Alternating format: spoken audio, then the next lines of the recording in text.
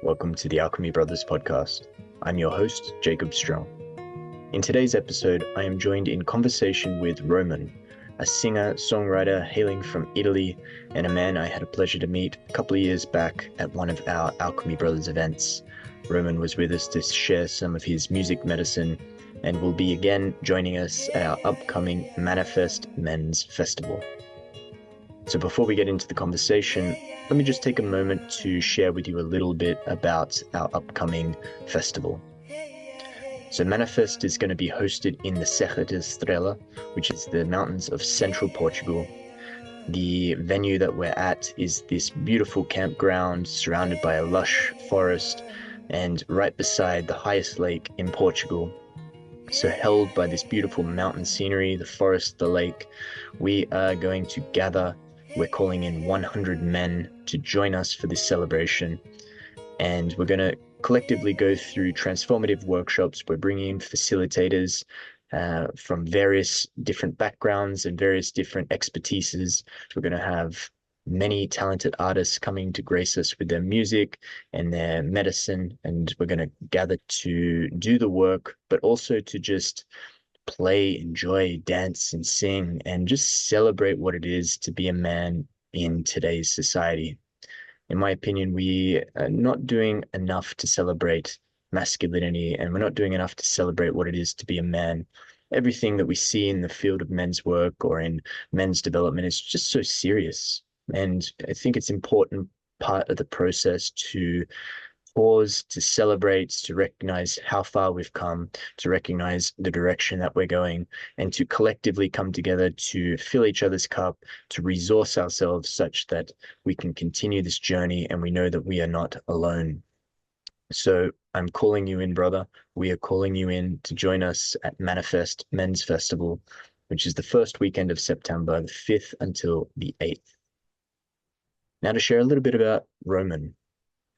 Roaman is a singer, songwriter, storyteller, and artivist from Italy who weaves irresistible melodies with soulful and thought-provoking lyrics to amplify joy and truth as a global catalyst for positive change. Rooted in folk and reggae, with influences that range from gospel and medicine music to hip-hop, Roaman has been making the revolution irresistible and inspiring international audiences with his signature uplifting original music, infectious rhythms, and conscious lyricism since 2013.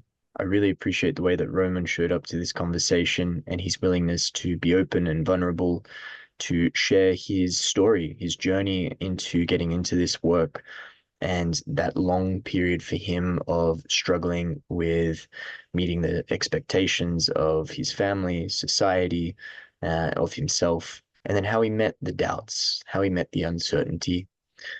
And then on the other side, also discussing his vocation, his purpose, his mission to amplify joy and truth within the world. I believe that some of what Roaman is sharing, a lot of the messages that come through his music, through his lyrics, are really relevant to men in our community, but more broadly as well to humanity. So I personally find a lot of joy and laughter and humor in Roaman's music, and it's a reminder to me to not to take myself so seriously, to remember to laugh, to play, to enjoy, and remember that this is just a one phase on a bigger journey that we're all undertaking. So with that, I leave you with today's conversation with Roaman. Roaman, thanks for joining me today. Yes, brother. Good to see you. Good to be here. Perhaps let's just take a moment to settle in. And I invite the listener, as they're tuning in, to take just a moment to pause, and you can have the eyes opened or closed. It doesn't matter so much. But I truly invite you to just suspend what you're doing for a moment and turn your attention inward toward your own experience.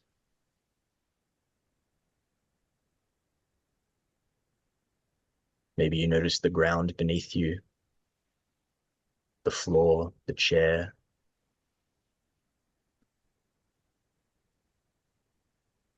Maybe you notice the natural rhythm of your breath in this moment.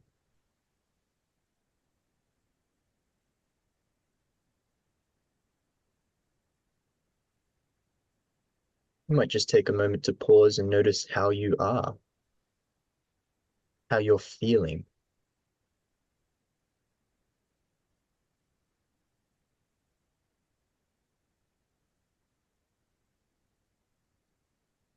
And Roman, perhaps we can turn that question toward you. How are you doing? What's most alive for you right now? And for the listener, this is the second time Roman and I have done this, as our first recording didn't make it through. So, but I wonder how you are now in this moment. Yeah, I'm better after this little check-in. I was feeling a little bit uh let me restart. I'm very happy to be here. As I did the first time, which by the way, for the listeners, the first time was about 10 minutes ago. We we tried to do it and it didn't work and it crashed and my webcam wasn't working. So we've both been through this technology struggles, but it's a beautiful day. There's a little bit of breeze coming in through the window. Um, Sitting on the floor, just enjoying being alive today and connecting with a brother and feeling very flattered for the invitation to be on this podcast. And yeah, I already feel the tension from technology not working dissipating, and fingers crossed this time everything goes Mhm. smooth. Yeah, as you were sharing that, I also noticed some of the dissipation as well, some of that Mm, tension that's leaving. And yeah, I'm filled with the gratitude. Like just pointing out the simple things, the sun, fresh air, and yeah, I'm touched by that, and also filled with gratitude for you being here and sharing this conversation, and also for uh, continuing to support and coming in and offering some music at our Manifest Men's Festival coming up, which I'm sure we'll circle back to at some point in this conversation. Mm. definitely, yeah. Looking forward to that. But maybe to kind of situate the listener for us, I would have introduced you in the introduction. Maybe the listener has a sense of, what you offer and what you bring to the world. But I wonder a little bit about your origin story. Like, what is one moment or a period that stands out to you as you look back that's kind of defined your direction, defined where you are right now? But how the hell did you get here to be where you are doing what you're doing? um I think the most pivotal moment in this whole journey, and there have been many, but one that changed the course of my life was my decision to move to London back in 2013 to follow the music and see what would happen. I come from, born and raised in Rome. I come from a more or less traditional family. Father's a doctor. Every uncle, cousin, every person in my family, or most people in my family, have followed a traditional career path: doctors, lawyers, judges, psychotherapists. Um, so I never thought of being a musician. I started playing guitar when I was 20 out of curiosity because I had a couple friends um, growing up to play guitar and I was always intrigued. But I went to university. I graduated in political science. I thought I wanted to be a diplomat. I had this desire to have a positive impact and do something to make a difference. And given my background, I thought maybe I need to, be in politics in some way. I've always had a big mouth and many opinions, and I thought maybe that's how I can use it. There was also some expectation or desire for me to follow into my father's footsteps, who's a doctor, but is also the preacher in the church where I was raised.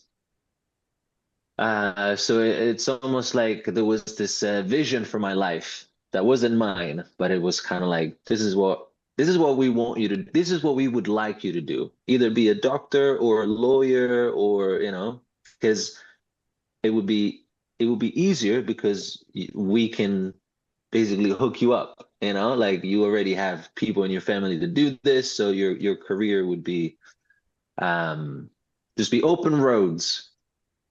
And and then I was like, no, I'm gonna get my guitar and move to London and see what happens. And it's in London that I realized that I wasn't as weird as I thought, because everybody's super weird in London. And by weird, I mean they were um, people. I was lucky enough to find a community of travelers, musicians, artists, hippies, rebels, and all of a sudden I wasn't, yeah, as weird as I thought. And I realized maybe it's not crazy that I want to be a musician. Maybe it's not crazy that I don't want to have a traditional job. And nothing against a traditional job if that's what works for people, but it never really felt right for me. Um, I worked, I was doing an internship after I graduated, and my boss realized that I wasn't in it anymore because I wasn't, and she gave me the gift of firing me. She said, "You don't belong here. Like, go do whatever you need to do." And so in London, I at first I was working two jobs, 7 days a week, and then one day I realized, I remember so clearly, I was working at Pret a Manger in London, and I was also working at a vegan cafe in Camden, and I was sweeping the floor, and I was like, what am I doing? I moved to London to try and be a musician, and I'm working 7 days a week to pay for a nice apartment where I spend no time because I'm constantly working to pay for the apartment. And so I quit Pret a Manger. I went back home. I packed my things. I gave away half of my stuff, and I moved into a commune. I moved into a squat in Camden Town, the Rochester Square Garden, the community center. Which at first I was like, this is so weird. This is so bizarre. Um, but through connecting with people like me, very supportive people, very creative, very, very alive. The 3 years I lived in London is when I started really believing I could do this. And I was working in this vegan cafe called Inspiro Lounge, who unfortunately doesn't exist anymore. Such a cute little vegan cafe right on the canal in the heart of Camden Town, which was one of the coolest places in London. Um, and they had a little stage in the corner where they would do open mics every Sunday, and music nights, I think every Thursday. So I would work. I would have my apron. I would be making coffees. I'd be making whatever cocktails and drinks, and then they would call my name, and I would run on stage in my apron, and I would play some songs. And it was such a supportive community, and I made friends with some really talented musicians, and everybody was like, "You're amazing. You could do this. Keep going." Which was completely different from what people were telling me at home. Like, yeah, you're good, but you get a real job. You can still do music on the side, but like security, stability, like, and I don't blame them because that's what they knew. It was their way of expressing care and love. Like, we want you to be safe and to be okay. This is what we know, so we want you to do the same. And yeah, those years in London, those 3 years specifically, changed the course of my life because I realized I can do this. People like what I do. I am supported by this beautiful community. Um, I was playing music every day. Every day I was in my full hippie phase, walking barefoot around Camden Town, always walking with a little guitar. Uh, my close friends were all musicians, so we were always singing, always making music. And then that was a chapter, I thought this is it. This is what we're going to do for the rest of our lives. And then, that crew kind of everybody went their separate way. Inspire Lounge closed. But at that point, I had made up my mind. I said, this is what I want to do. This is how I can have an impact. This is how I can use my talents, my acquired skills, my desire to be of service and create positive change. This is it. And it came with a lot of challenges, a lot of struggle, a lot of sacrifice. For between 2013 and 2020, so for about 7 years, the longest I slept in the same bed, I think was about 4 months or 5 months. I lived in squats, I lived in boats, I lived in cars, I lived on a banana plantation in Tenerife, I lived in tents, I slept on more floors than I can remember. I was so broke for a while. I remember waking up at my friend's house. I think specifically, I remember waking up at my friend Lori's house. If Lori is listening, shout out to Lori for giving me a floor to sleep on. And I would wake up with my friend and we would go through our pockets and find some spare change and be like, how much do you have? I have 50p, I have a pound. And we will go down to the store, buy one like protein bar. We split it, and that was breakfast. And then we will go street performing in Camden, and whatever we'd make that day, it was all the money we had. And looking back, it makes me smile because you have to be a little bit insane to do that. There's so many times where I thought maybe everybody that was telling me to get a job was right. Maybe they had a point. Maybe I'm wasting my time. Maybe I'm blah, blah, blah, blah, blah. But there was always this fire in my heart. I love doing this. I love writing songs. I love sharing songs. I love seeing the impact that these songs have on people. I love the alchemy of music and songwriting where I can take a seemingly negative experience and turn it into something that can inspire someone else. I love the freedom of it. So there was always a part of me that just would say, just keep playing, just keep playing. And yeah, many other chapters after that. But London is where my life went from, this is the path that you're supposed to take to, oh no, actually, I can go this other way, and I'm not the only one. And it's possible. And remembering, so many stories of people who made it, so to speak, from Steve Jobs to any great musician to any great artist, they all have stories of temporary struggle and challenges. So it felt like some type of initiation. Like I have to go through this. This is inevitable. I have to go through this, but that was my school. I never studied music. I never studied singing. I never studied guitar.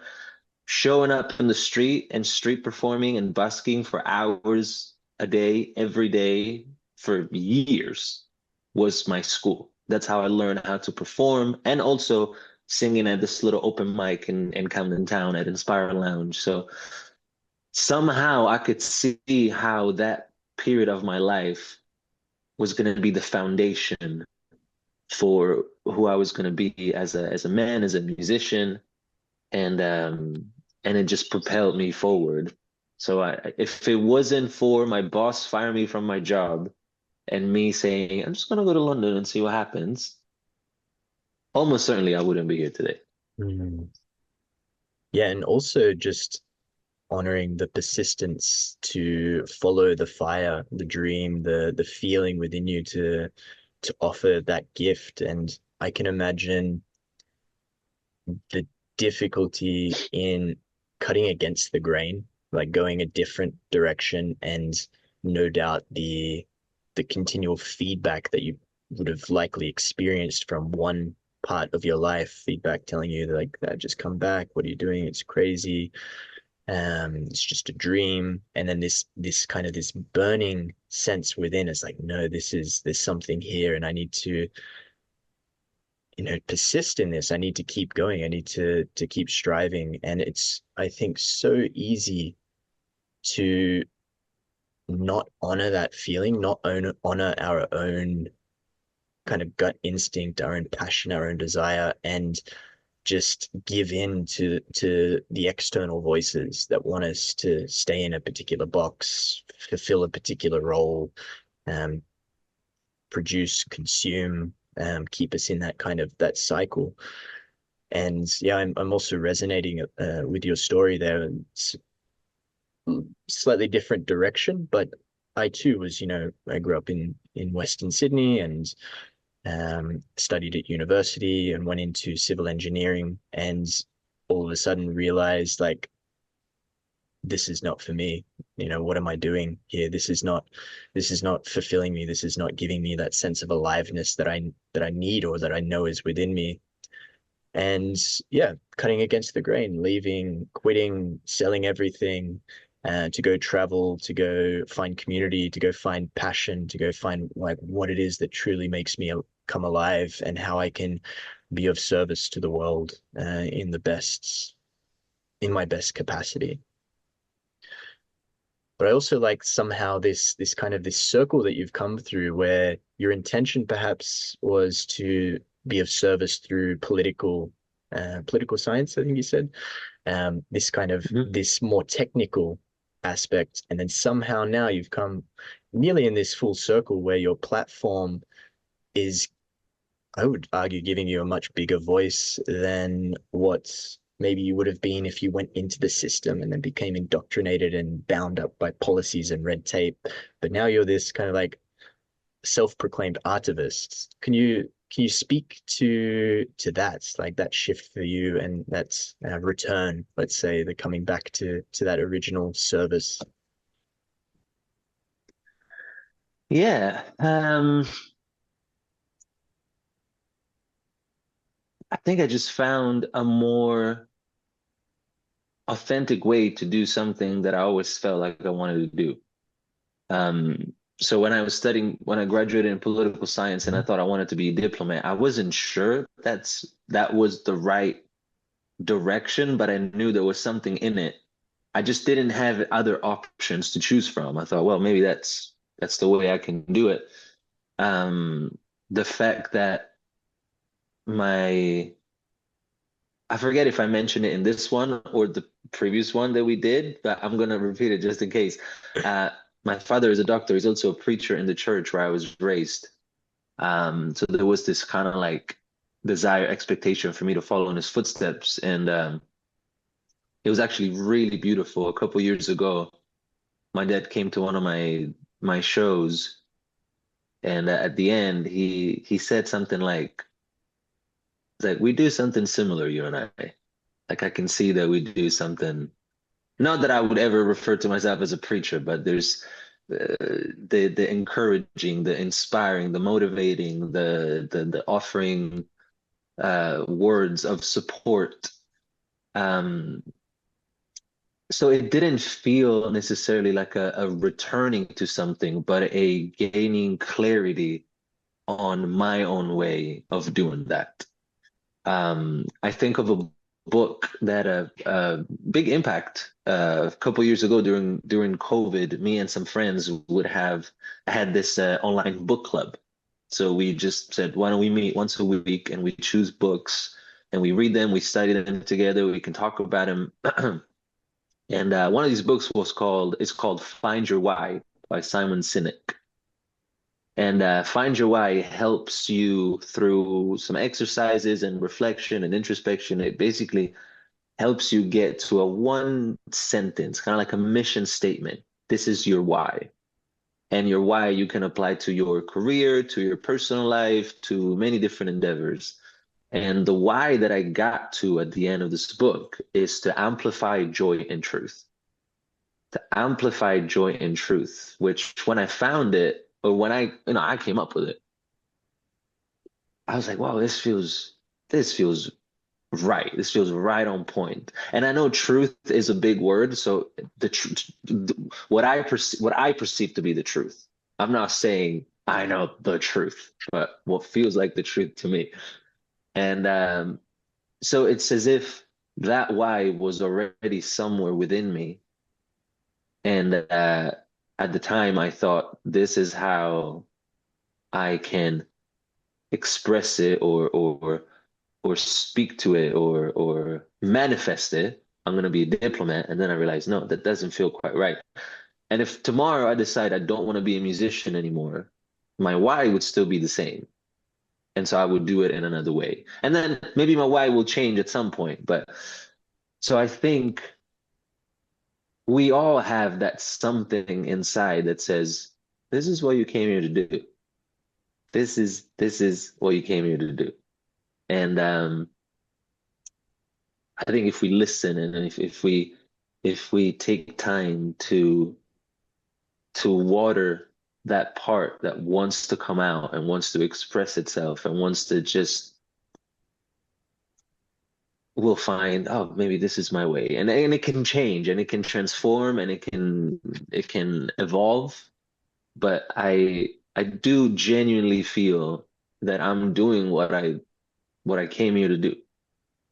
And I think that's one of the reasons why I kept going in the face of financial insecurity, homelessness, everyone saying, "What are you doing? Like, what's your plan?" I remember coming home and my parents were like, "What's your plan?" I was like, "I don't have a plan. I don't." I was watching Friends yesterday, favorite TV show, and I've watched it so many times, and I started it again. So now when I work out at home, I just put some Friends episodes, and I'm on season 1. And someone asks Phoebe, one of the characters, like, Phoebe, do you have a plan? And she replies, I don't even have a plot. That's how I felt when my parents would ask me, I don't even have a plot. I don't know what I'm doing, but somehow it feels like I need to keep going into this direction and just keep playing. Mm. Yeah, it's also trusting that feeling, right? Like it's so easy, I think, and you know, our audience is primarily men, so for a man to have a sense, to discover his sense of purpose or his why, or whatever label we want to give to that, it's not just about discovering it, it's then also about trusting it and allowing it to lead you. And through potentially the dark night of the soul, potentially there's a lot of struggle, as you've said, and as you've been through. And when we come out on the other side of that, people that maybe have come into touch with your work may not know what was behind it. They might just see the success. And I think this is part of also the social media culture. In a way, we see everybody being successful, everybody has achieved something, and Mhm. just the comparison, and I speak for myself as well when I'm sharing this, just the comparison of like, wow, these guys have got it together, these guys started their project early enough, these guys have got what it takes, and maybe I don't, maybe I'm just not cut out for this. It's a very difficult thing in some of those darker moments to trust that sense of like, no, this is it, this is my purpose. Especially when the comparisons are brought there. So I wonder, how did you meet that? Like how did you meet the doubts within you, and how did you rise above it? Hmm. Well, I feel like it's a two-part answer. The first part of the answer is I didn't rise above it for a long time. I kind of learned how to live with it. Um, I would lie if I said, "Oh, the doubt would come and then I would do this and I didn't feel doubt anymore." No, was I struggled with it for a long time. Like, what am I doing? I'm 30 something and I just don't have a house. I'm sleeping. Like, there was a lot of this talk going on in my head that wasn't positive and wasn't constructive. But I think the part of me that just wanted to keep playing was stronger. And this is something that I share with people. I also offer a workshop on the foundations of conscious songwriting, which is something I love sharing privately and at festivals. And I often have this conversation, and I always say, find something that you really love, because there will be struggle. There will be, opposition, adversity, doubt, all of it. You will encounter it to some degree at some point. The difference is what's going to make a difference is how badly you want it and how passionate you are about it. So I think that's what kept me going. Yeah, for many years. Also, when I was hanging out with my friends in London, they were all better musicians than me, in my opinion. And so it was also really hard because it's like, yeah, it's cool. I have all these friends who are musicians that were always playing, but she's a much better singer than me. He's a better songwriter than me. He went to jazz school. He plays guitar like a guitar guy, and I'm just playing CG. So there was a lot of that. And I think over time, uh, first I learned to not, just because that self-talk is there doesn't mean that I have to listen to it. It's kind of like accepting, okay, this is happening. I can see why this is happening. It would make sense that this is happening because this is what everybody else has told me for years. So over time, I think I learned to accept that it was there. I understood that some of it wasn't mine. I understood that a part of it was uh, a part of me trying to protect myself, you know? But really, I just wanted to play music. It was as simple as that. Everything else felt really complicated, but I just wanted to play music, you know? I could be broke and homeless in London. When I say homeless, like I didn't sleep in the street, but I didn't have a home. So I remember I remember there were days where I would sit on this bench outside of a yoga studio where some friends used to work. And it'd be like 7 p.m., 8 p.m., and someone would say, where are you sleeping tonight? And I'd say, I don't know. I don't know. And then always something would come up. So I would be broke and I would be homeless and I would be playing in the street. And for that hour, I was happy. I felt fulfilled. I was making people smile. I was making some money. So the fact that I could forget about my current situation just because I was singing and playing music, to me, that said something. Like if there's anything I can do to feel this way as much as possible for the rest of my life, I don't care that I'm struggling right now. And also, it's fair to say I had the support of a community, I had the support of a family. Like worst case scenario, I could go to Italy and just be at my parents' house for a while. And I acknowledge how lucky I was that I could do that. Um,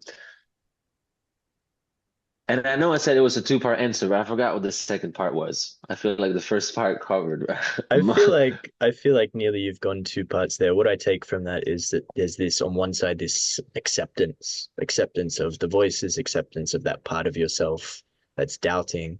But then on the other side, there's community, actually, like the Yeah, strength in community, the yeah, energetic reciprocity from, and not just the people that you're friends and family, but also, people that you're engaging with your craft. And yeah. um, yeah, I think that's a really beautiful takeaway for anybody that's kind of in the face, and any man specifically that's in the face of, some struggles. Maybe he's made a decision, maybe he's left his job to try to pursue a dream. Um, Mm, I think those two pieces are vital for him. That acceptance of, like, yes, this is the totality of what I'm going through, and those voices, they're real and they're there, and I can reject them or I can listen to them or I could just accept them. hmm And then also surround myself with a community of people. So a community of people that are going to reflect back those parts of myself that I want to bring out and into the world. And I think that's quite Yeah. beautiful that you managed to find that. And yeah, also acknowledging the safety net there, right? And this was something that I also had in my own personal journey. This sense of like, if all else failed, I could go back to my parents' house and have a safe place and a bed, and they would take me in. I think there's something to be said about knowing, like, to have a sense like maybe you're not there yet, but there's hands beneath you, kind of holding you and ready to catch you if you need. I think that's also worth bringing Yeah. and highlighting. And I also want to acknowledge that in my London crew, my London family, there were people that didn't have that. And they did it anyway, because then we became the family. Like one of my best friends at the time, she's from New Zealand. She couldn't just go home. I mean, she could, but she's on the other side of the world. And she's also not making a lot of money, but I think we were so close at the time because we bonded through that struggle, and we became family because we were all going through a similar thing. We're all pursuing a passion. We're all a little bit lost. Don't really know what we're doing, but we know we love doing what we're doing, which in our case was music. And so there was that sense of, you don't have a family, I'll be your family. I have £1, 50p for you, 50p for me. You know, I don't have a place to stay, I'll crash on your couch. Um and that made all the difference. That made all the difference. I shared a post yesterday, which funny enough, earlier we were talking about social media, algorithms, likes and things. I posted this thing and then I deleted it because of whatever inner conversation I was having, that it wasn't good enough. It wasn't getting as many likes as it should have, blah, blah, blah, blah. But I received a really, really powerful message that really moved me. Someone who I don't know sent me a message on Instagram saying, "Your song, Bless This Mess, saved my life." And this person, who I think is a woman, uh, she said, I was ready to, you know, just give up completely. Nothing was working. I was, at the lowest I've ever been. And the only thing that kept me alive was the hope that I felt through your song, which is massive. It's huge. Like I had tears in my eyes. And so I shared a post just yesterday saying, anytime I felt like I wanted to give up, anytime I felt like I wanted to, I've never been really suicidal, but I got close to, fuck it, I'm just gonna end it, a couple times. What made a difference and what at least kept me afloat was human beings, human connection. Whether it was one person who sat with me and listened to me and said, I don't have the answer, but I love you. I can hug you and I can sit with you until it gets better. Or it was a couple people, or it was a community. That's the key. That's the key. So possibly for anyone who's listening right now, the most important thing you can do for yourself is to find those people. The quickest way to find those people is to be your authentic self. Because how are your people going to find you if you're not being your authentic self? And that changes everything. And being in London, I saw how lonely people can be, how consumed by the rat race and whatever neurosis is going on, that we forget about each other. And I remember being in London and everybody sitting on the underground, not talking to each other. There's a train full of people going the same direction and no one is talking to each other. And I remember sometimes I would make a point. I would just go on the train and play just to get people to look up and smile. And sometimes people be like, who's this hippie? I'm going to look the other way. But I find that's the antidote to a lot of things. Earlier, when we first connected and we were just having a quick check-in, and we're talking about social media and how sometimes we struggle, blah, blah, blah. And whenever we are connecting in real life with people, I forget about social media. I don't care how many likes something gets. I don't care. And that has been consistently true for at least the last 10 years or 11 years of this path that I've been walking to, wanting to be a musician and wanting this to be my life. People saved me, you know, truly people saved me. And I can't express how grateful I am to those people and to life that helped me find those people, and to myself. I found those people because I followed my passion. I wouldn't have met those people if I didn't move to London because I wanted to pursue music. So it's all connected. And somehow it all came together because there was this, I was being honest with myself. This is what I want to do. This is who I am. I don't know what I'm doing, but I trust that somehow it's going to come together. And then you forget that life is magic, truly magic, and it'll bring you to the right people at the right time, and it will present you with the right opportunity, and it will, sometimes I think we have to figure it all out. You do your part, life does the rest, but you have to do your part. Mhm. Yeah, when you were sharing that about the message that you received, I was covered in chills. It really, really felt true. And community is a big piece, right? Connection. And connection is nearly like a revolutionary act in today's age. It's so easy, and I see it in the work that I do as well, men's work and the coaching realm. There's so many people out there that are just trying to do it on their own and trying to do Yeah. it through these platforms, through social media, through the internet, and there we can learn a lot, right? We can learn a lot about ourselves, we can learn a lot about the world, but if we're absent of connection, we we can't really ground that in reality. It's like, Mhm. you can do all the personal work that you want in your home, but then when you go out into a social setting or going out with friends, going out with family, if that's not directly affecting how you are and how you engage and how Mhm. you show up in the world, then for what is all of that attention kind of given to that, social media, let alone all the time that we waste in between the meaningful pieces, right? Like I think when I Mhm. scroll through, the ratio of valuable stuff to unvaluable stuff is it's not really working well in my favor. Mhm. Yeah. Yeah.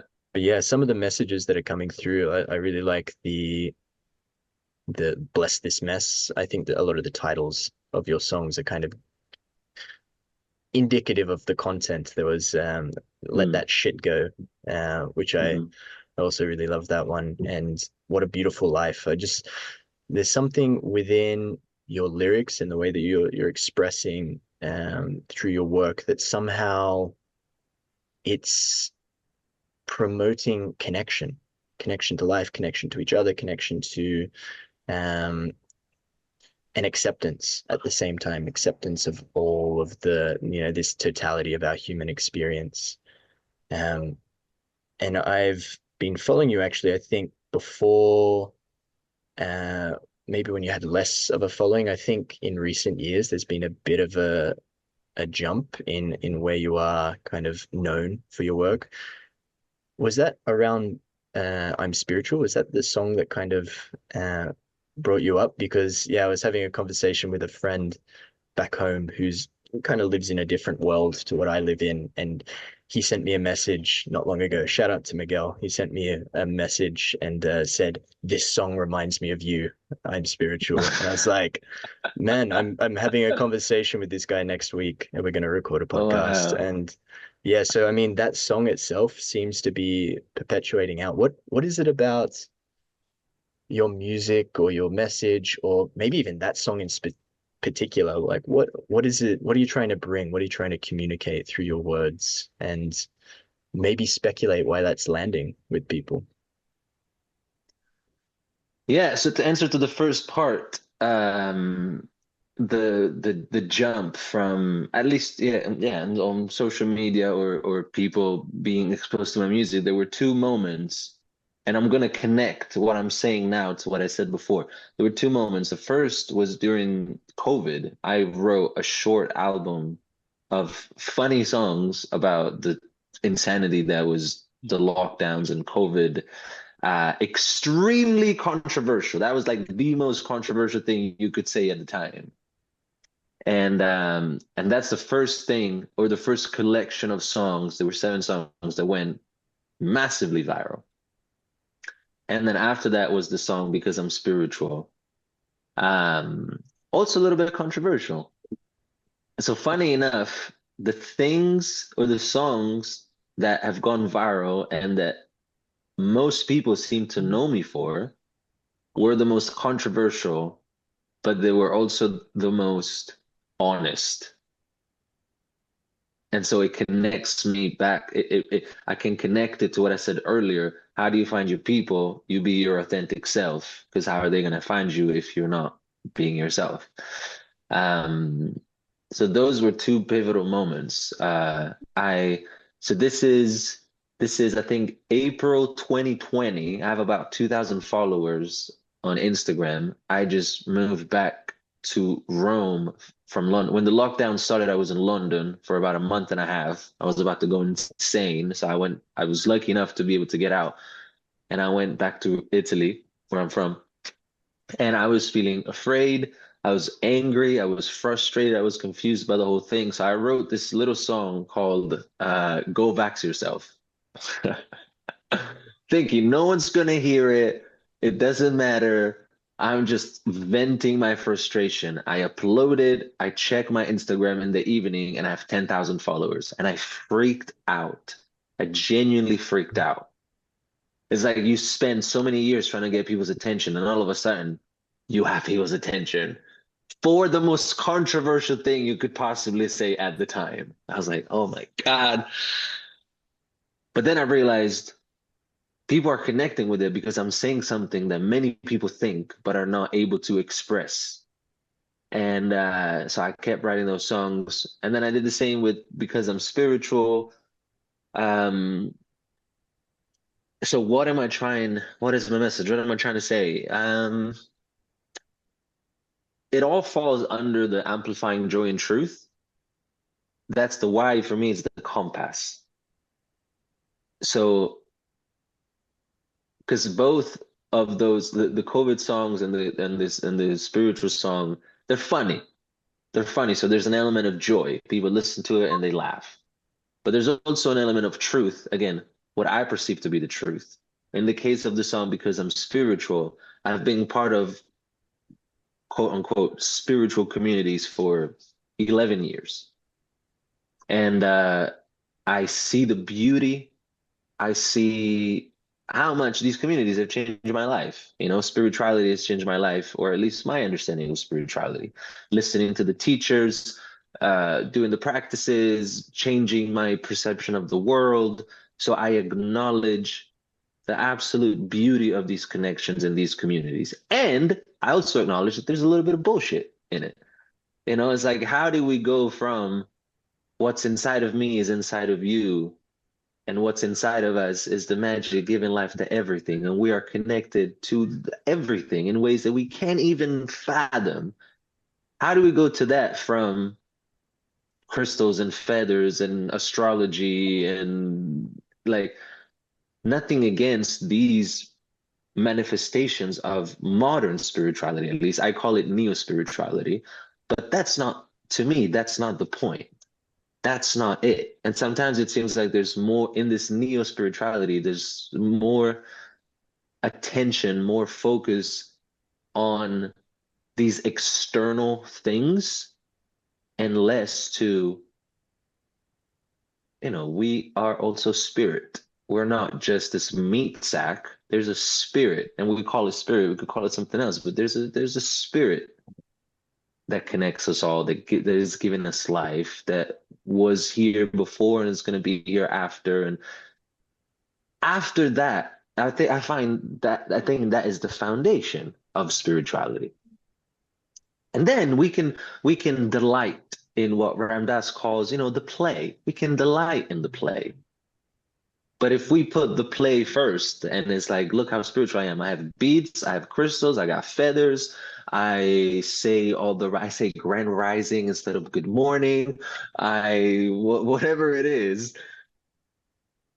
what does that do? And so I wrote that song. The idea was, first of all, if we can't laugh at ourselves, we've gone too far. Because I have been the very things that I make fun of, and sometimes I still am. And I can see it and be like, man, I was insufferable when I went through my Messiah phase where I thought I get it. I read Ramdas, Eckhart Tolle, Alan Watts. I fully get it. I need to tell everybody. If I could go back in time, I would slap myself in the face and say, shut up. You don't get anything. Just be humble, just shut up, be humble, and just listen, you know?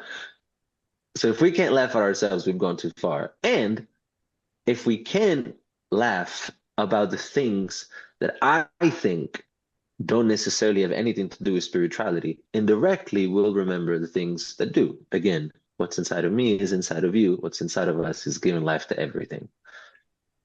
And but the way that I do it, I don't mind occasionally stirring the pot. I don't mind saying the things that you're not supposed to say that. You're not supposed to say that. Well, watch me. I'm gonna write an album about it. And funny enough, those are the things that resonated with people by far the most worldwide, you know? And sometimes I'm almost like a little bit bummed. It's like, why is it that the thing I'm recognized for the most is a silly song about spirituality and not many other songs that I have that I feel super proud about, that have beautiful lyrics and are super like, I don't get to choose, but it's very telling that the things that you're not really supposed to say or that are quite controversial or that are the things that people resonate with the most. And funny enough, very often, it happened even recently, I played a festival in Finland. It's not uncommon for people to come to me after a show and say, I really admire your authenticity, which on one hand is super flattering and I love receiving that compliment. On the other is concerning. Like, why is it that you are impressed by the fact that I'm being authentic? Like what has happened to society that a person simply being themselves causes you to go, wow, you're so authentic. It's like, yeah, why aren't we all? Mm. And so I kind of made a point that's become a pillar of my music and my life. Like I just want to be me, and I piss some people off. Some people disagree with me. I've lost friends. I get judged, but the more I do it, the more confident I feel. And sometimes I realize I was a bit of an asshole. I was a little bit arrogant. I shouldn't have said that. But it's a process. I'm still learning. But I find there's some power in it, in saying this is who I am, this is what I believe, this is what I stand for. And you may agree with it or not. Either way, bless you. I hope you have a good life. And if you agree with it, high five. But at least we are really meeting human to human without all the fluff. And then we can drop in and go deep. And I was part of a online men's group. I know I'm talking a lot. If you want to jump in and respond to any of this. But speaking of the authenticity, I was part of this online men's group, and there was this guy. It was quite intimate. There was this guy called Chris. Just say Chris. Shout out to Chris. He knows who he is. And Chris looks like a straight gangster, like covered in tattoos, big beard. His face is like, he looks angry. He's not angry, he just looks angry. He's a little bit scary looking dude. Sweetest guy. And during one of our sessions, he shares something deeply vulnerable and even says, I feel ashamed even admitting that there is this darkness inside of me. I've realized I'm capable of terrible things. As he was talking, I felt the love for him grow inside my chest. Like the more honest he was, the more vulnerable he was, the more he led us into the part of himself that he doesn't want people to see. The more I trusted him, the more I loved him, the more I respected him. And then I shared my shit and my darkness. And we connected in a way that felt real. Because we're talking about spirituality, like we're all good, we're all kind, equanimous, no, we are men. Men are capable of being dangerous. Men are capable of violence. That doesn't mean that we choose to do it. We choose to be kind. We choose to work on ourselves. So we're providers and protectors and guides when we can to be guides. But it doesn't mean that we're not capable of some other things. And for him to say that, I was like, wow, like I feel like I actually see you. And I accept all of you because all that shit that's inside of you is also inside of me. And I feel like I don't have to hide it now or pretend that it's not there. Maybe we can even laugh about how fucked up we are sometimes and connect from that place. And I love you more now than 5 minutes ago when I thought you were just nice, Chris, blah, blah, blah, blah, blah. And it plays into the authenticity, you know? Like all of a sudden when he was talking, I felt at first the group was a little bit tense. And then everybody started relaxing. I was like, oof, I'm so glad he said that because I would never be able to say it, but I feel it. And now it's out there. And I feel lighter and I feel like I'm okay with people seeing that part of me. And in small parts, that plays into the music that I write or in the way that I present myself to the world. Like authenticity over likes, you know?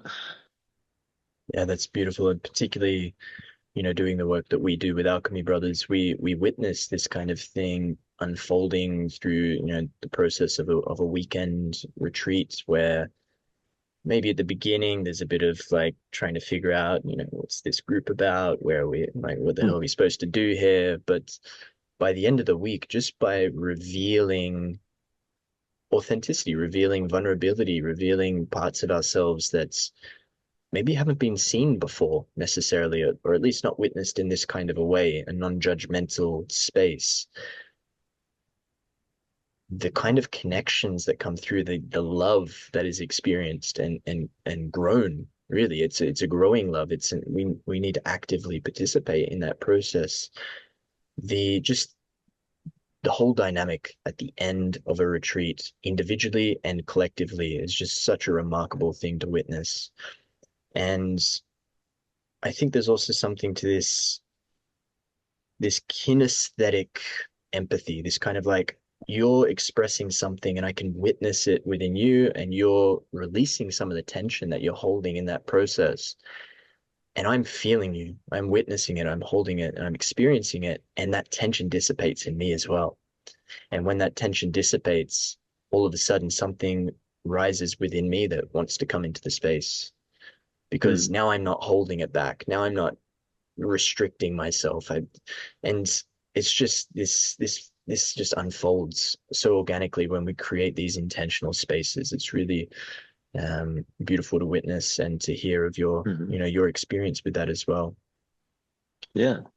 The other piece that you shared there is around the laughter, the humor, and this is such a vital piece, I think. We can take personal work, personal development work, working with trauma, working with our emotions. We can take it so damn seriously, right? It's like a lot of even a lot of the religious spaces, like there's such seriousness that's involved. And, I can't listen to Because I'm Spiritual without laughing at a line that's, maybe is relevant to me now. But each time I listen to that song, there's a different line that somehow impacts me, brings a smile to my face, makes me laugh a little bit. And with that laughter and that acknowledgement, I notice the tension dissipate. And like on the other side of that, it's like, And this is as somebody listening to music, I think this is what people crave, is like this release of the tension.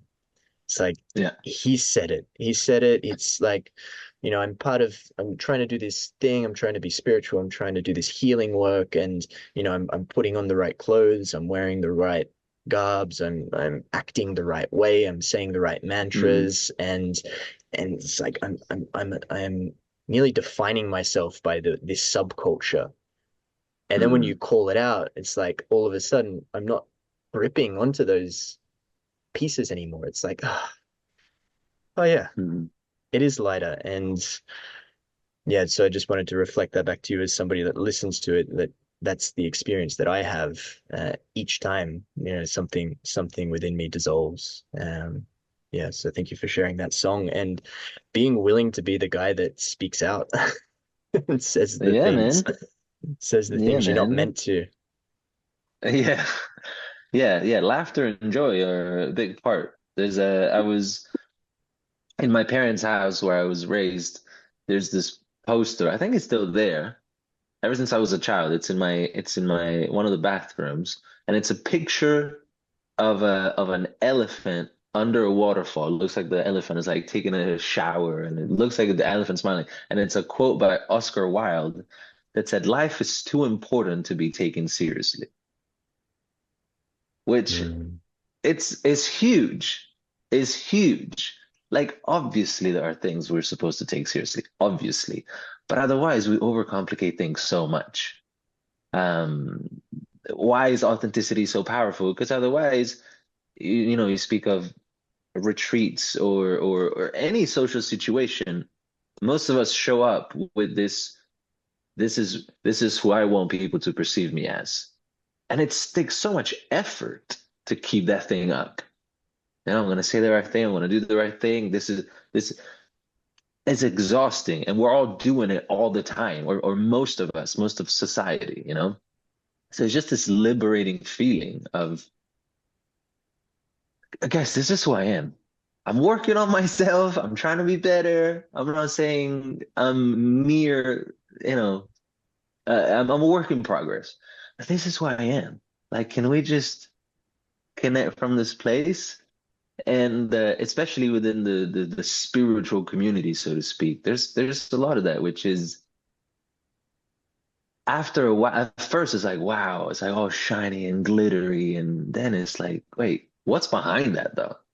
You know, even I got to the point where even using the term spiritual feels inauthentic because if I learned anything from the teachers that I love,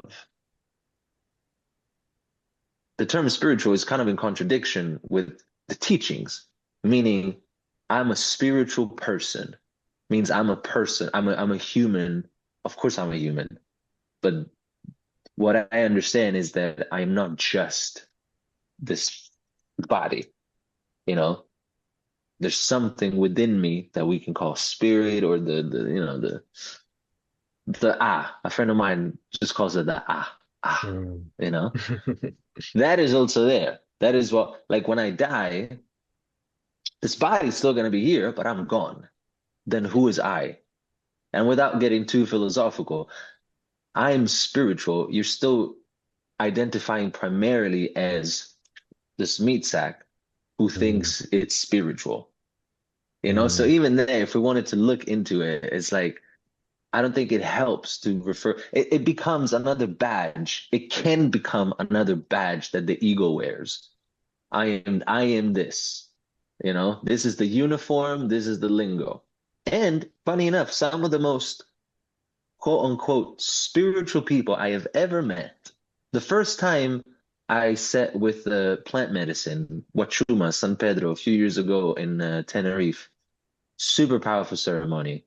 The medicine man, who other people refer to as the medicine man, he didn't show up saying, I'm a medicine man. Other people said he's the medicine man. He looked like someone who would sell you apples at the market. He had sandals, pair of, jean shorts, a t-shirt. There was nothing about him that said, I am spiritual, but there was a light in his eyes. There was like a sparkle. There was something where you were drawn to him. there was a presence, there was a kindness, there was a joy, And I was like, I want to sit with you. Whatever you got going on, like, I want that. And didn't have a social media, didn't have a online presence, didn't have beats, didn't have, but he was connected to that spirit. And I've seen that a few times. There was an elder from Hawaii. People call her Unchi, which I think means grandmother in one of the local like native languages. Saying you're just a grandmother. You're just a sweet little old lady. But if you sat with her, she was a mountain of presence, you know? And you could just sit with her and not talk about anything and just feel, this is it. This is how I want to feel all the time. And so I love in my life, in my work, in my career, like what can we do to return to what feels I'm gonna say the word important, or maybe it's not the right word, but less fluff and more presence, more peace, more connection, more simplicity, more kindness, you know? Is it more naked photos by a waterfall? I don't think that's what we need. Is it more 23-year-olds being coaches, having done no work to get to that point where you like who are you gonna a coach in sports is someone who had an exceptional career, usually. And then someone says, we want you to coach this team because you've showed the world that you're really good at what you do. You've worked hard. You put in the hours, you put in the practice, you worked on yourself, you've refined your craft so much so that now we want you to coach others. Who are you going to coach at 22? And this is not, I don't want to hate on the 22-year-olds, but allow yourself the time to get, like just work on yourself first. If I think back to who I was when I was 22, I didn't know anything. I didn't know anything. And I still don't think I know anything, but there's a lightness in that. Like, I don't know anything. I have no idea what's going on. I just want to play music and make people happy. And every now and then stir the pot and say the things that you're not supposed to say. And then just sit by the fire and have some good food and sing and have a chat. And, doesn't necessarily need to be more than that. But there's this like, I'm important. I am special. It's a game. Who's more special? I'm more special than you. I'm so much more humble than you. Watch me how humble I am. And it's like, how does this have anything to do with spirituality? And Yeah. I'm the guy who writes songs about it. Yeah, it's nearly like rather than I am spiritual, it's more just like embracing the I am, right? It's just I am, and what a Yeah, beautiful life it is. yeah, yeah.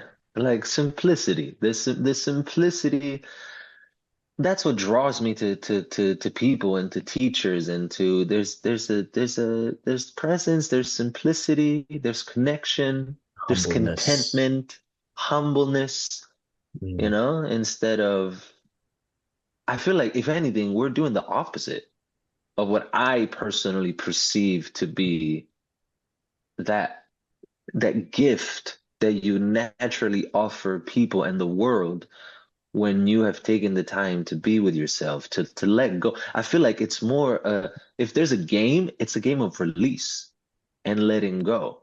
And instead of acquiring more and I have more titles and I have more things and I have more beats and I have more followers and I have more.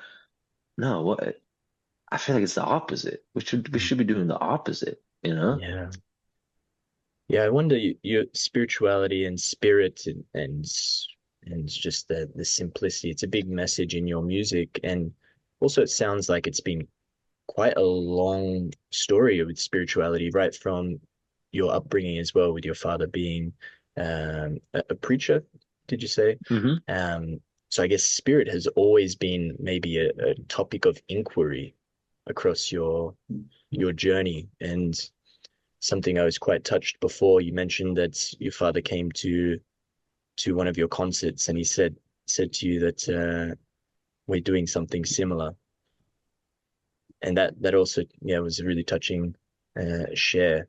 I wonder if you could speak more about maybe your spiritual journey, or maybe even how that relates with your father. I wonder if that's is bringing something to be shared.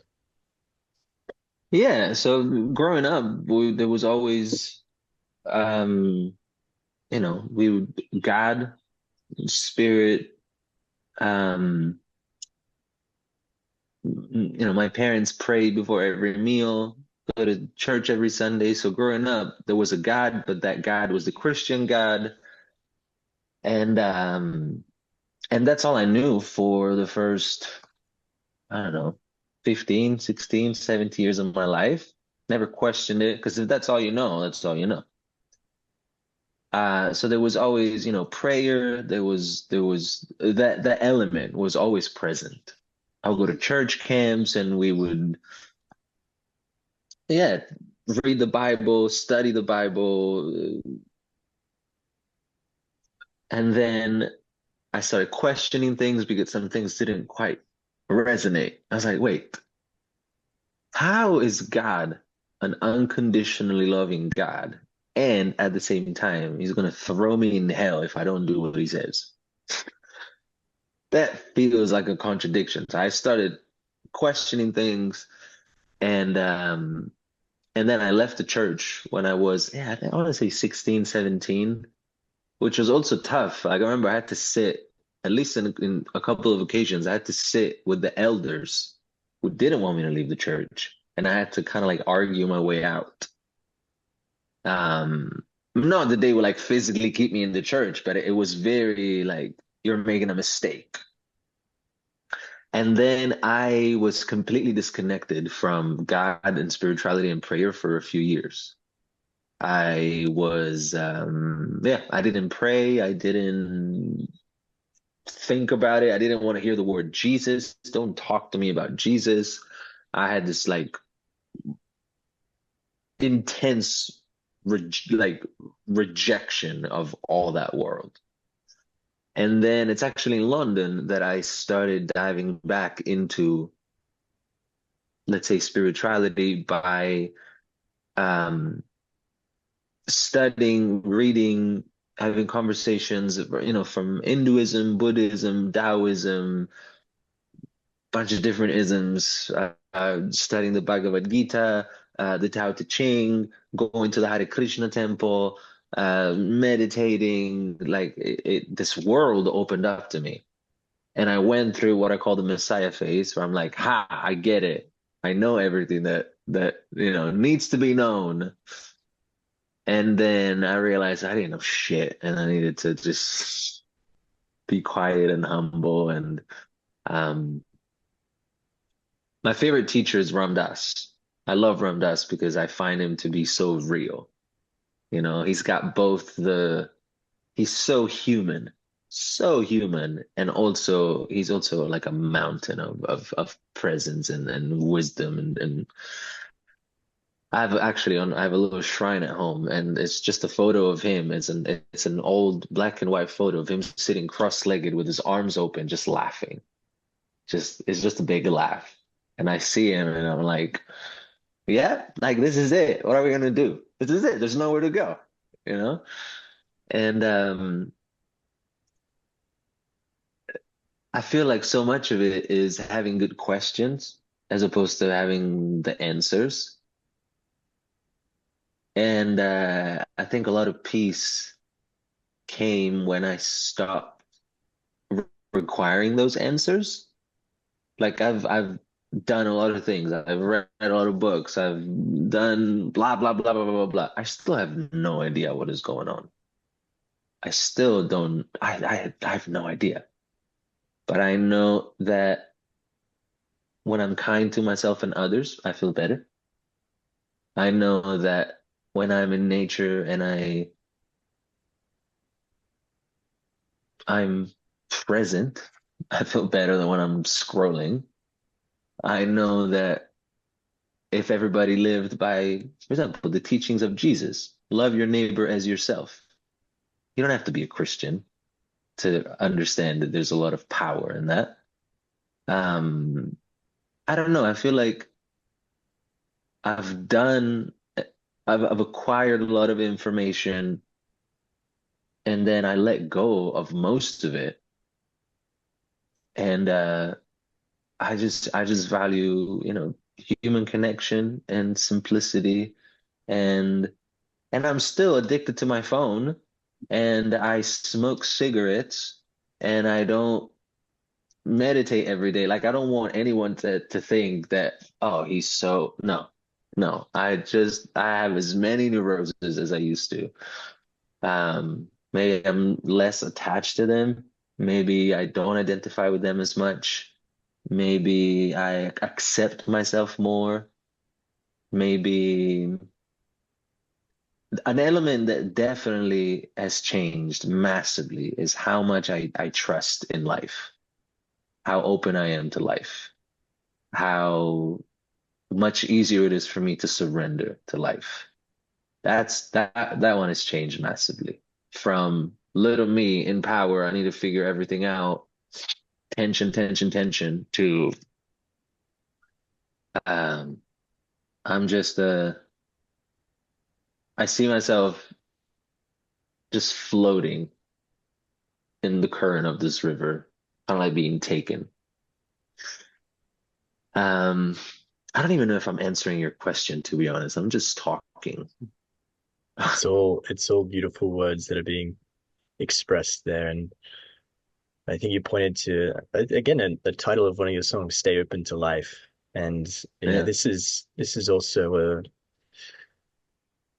lyrics that touched me as well. This sense of like, if I am contracted, if I'm closed, if I am rigid in my beliefs, rigid in the way that I see the world, I'm I'm just operating in this isolated, contracted state.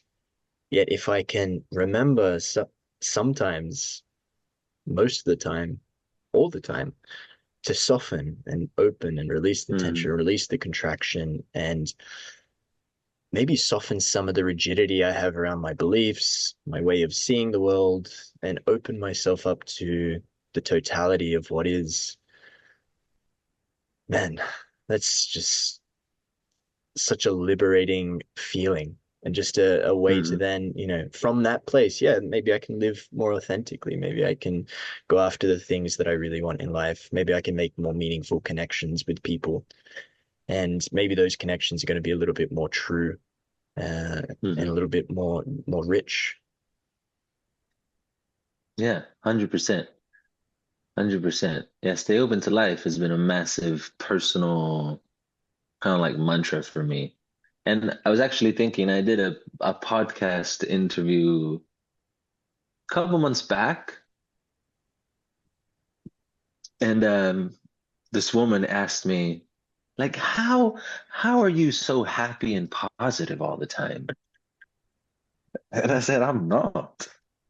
She was like, from your music, I can really tell that you're always in this state of just joy and bliss. I was like, no, it's because I'm not in that state that I write those songs. Those are songs that I need. Most of the songs that I write are for me. I don't write Stay Open to Life because I'm always open to life and you need to stay. No, I need to stay open to life. Bless This Mess, I wrote during COVID when I was freaking out about the state of the world, and I was listening to the story by Ram Dass of the farmer and the horse that runs away, and Mm. you know, Bless This Mess. So I feel like maybe this is another aspect that was developed through what we refer to as spirituality, accepting and being okay with the other side of light, which is darkness, you know? And the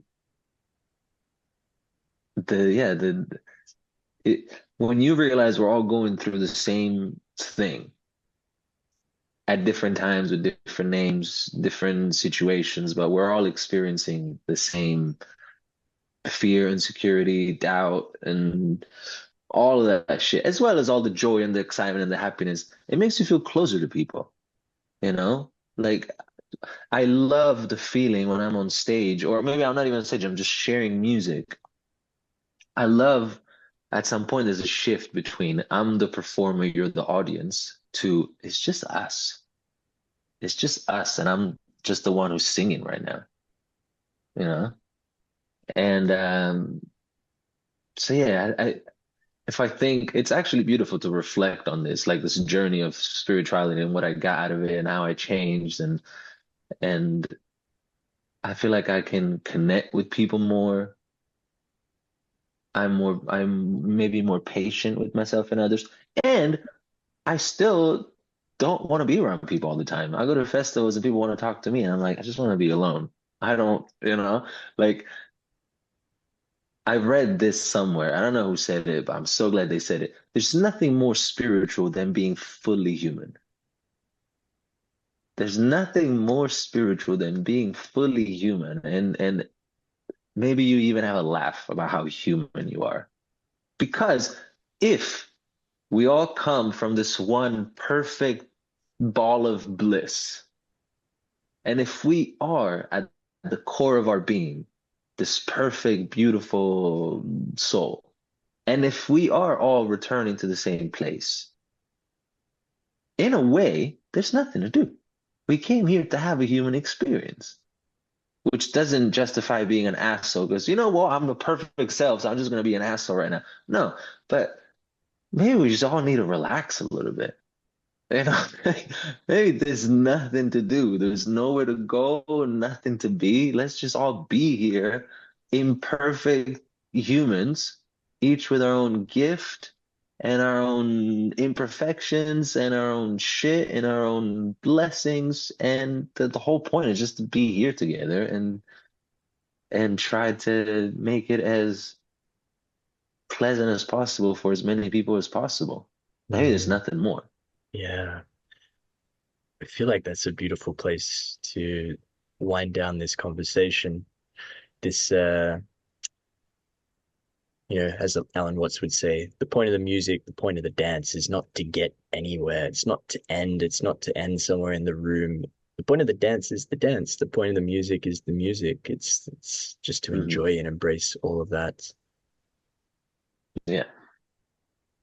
So we're going to be having you over at Manifest Men's Festival. I'm super excited to reconnect with you in person. I think it's been a little while since we've connected face to face. Mhm.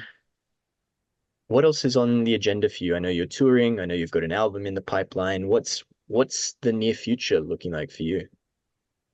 Yeah, so there's a little bit more traveling for the next couple months.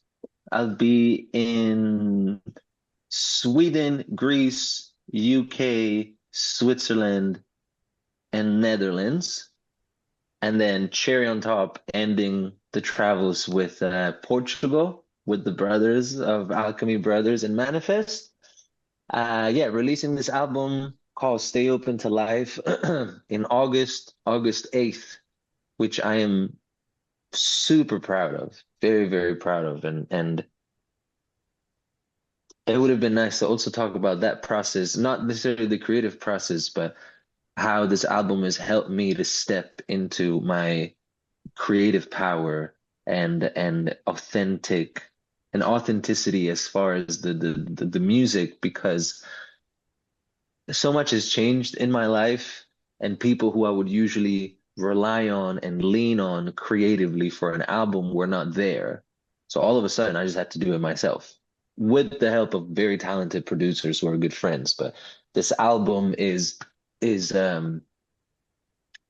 many years of struggling and slamming my face against the same wall and feeling lost and feeling confused. This album is a product of alchemy, of taking, yeah, some experiences that felt negative in the moment, or a bunch of stuff that has happened in my life that caused me a lot of suffering and a lot of pain. And then all of a sudden you realize, wow, it was actually beautiful because now I can offer this.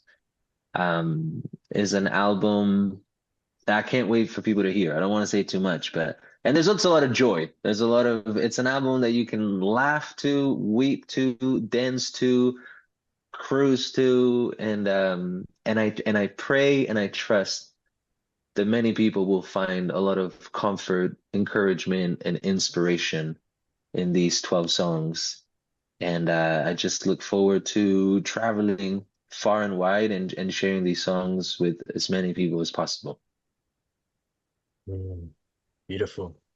Yeah, and if the listener would like to connect with your work, I know Instagram has got a little bit of a contention with you and doesn't promote your content so much, but you can check out Roman on internet and on Instagram and Spotify and all the usual listening platforms.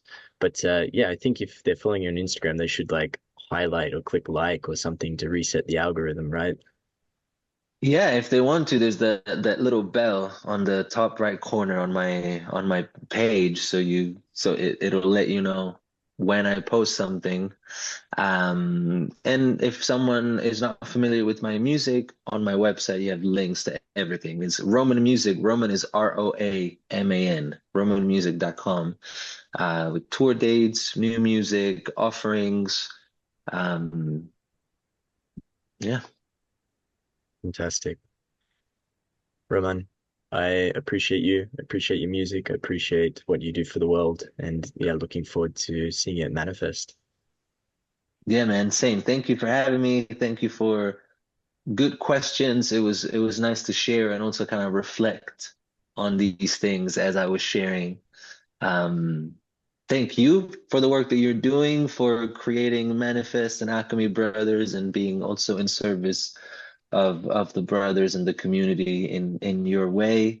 And yeah, looking forward to reconnect in September. Mm. And thanks for listening, everyone.